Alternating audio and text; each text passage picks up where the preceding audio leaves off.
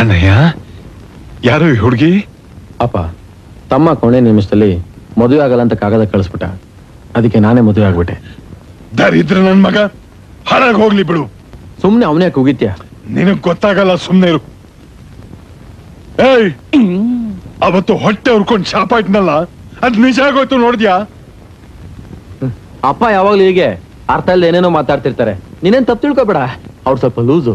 ಏಯ್, ಈಗ ತಾನೇ ಮನೆಯೊಳಗ್ ಕಾಲಿಡ್ತಿದ್ದಾಳೆ, ಒಳ್ಳೆ ಮಾತು ಹೇಳೋ. ನಿನ್ ಬಗ್ಗೆ ಇನ್ನೇನ್ ಹೇಳಕ್ಕಾಗತ್ತೆ? ಆಶೀರ್ವಾದ ಮಾಡು. ದೇವ್ರು ನಿಮ್ಮಿಬ್ರು ಚೆನ್ನಾಗಿಟ್ಟಿರ್ಲಿ.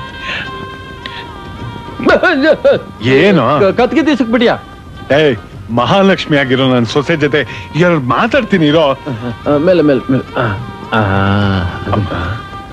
ಒಳ್ಳೆ ಗಳಿಗೆಲಿ ಮನೆ ಕಾಲಿಟ್ಟಿದ್ಯಾ. ಇವನ್ ಹಿಡ್ದಿದ್ದ ಶನಿ ಬಿಟ್ಟು ಹೋಯ್ತು. ನನ್ ಮಗನ್ನ ಚೆನ್ನಾಗಿ ನೋಡ್ಕೊಂಬ. ಸಾಕ್ ಸಾಕ್ ಸಾಕ್ ಸಾಕ್ ಸಾಕ್ ಸಾಕ್ ಸಾಕ್.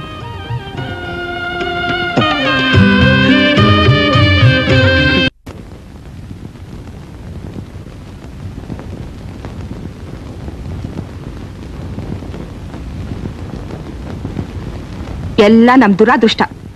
ಈಗ ಏನಾಯ್ತು ಅಂತ ಹೇಗ್ ಮಾತಾಡ್ತಾ ಇದೀಯಾ? ಮದ್ವೆ ಮಂಟಪದಲ್ಲಿ ಇವಳನ್ ಕಟ್ಕೊಳ್ಳೋನು ಬಿಟ್ಟು ಓಡೋದ ಅಂತ ಊರೇ ಬಿದ್ದು ಬಿದ್ದು ನಗ್ತಾ ಇತ್ತು. ಚೇಚೆ, ಎಂತ ಅವಮಾನ! ಇದೇ ಬೇರೆ ಯಾರಿಗಾರ ಆಗಿದ್ರೆ ಇಷ್ಟೊತ್ತಿಗೆ ನೇಣ್ ಹಾಕೊಂಡು ಸಾಯ್ತಾ ಇದ್ರು. ಇವಳು ಹೇಗಿದ್ದಾಳೋ ಏನೋ.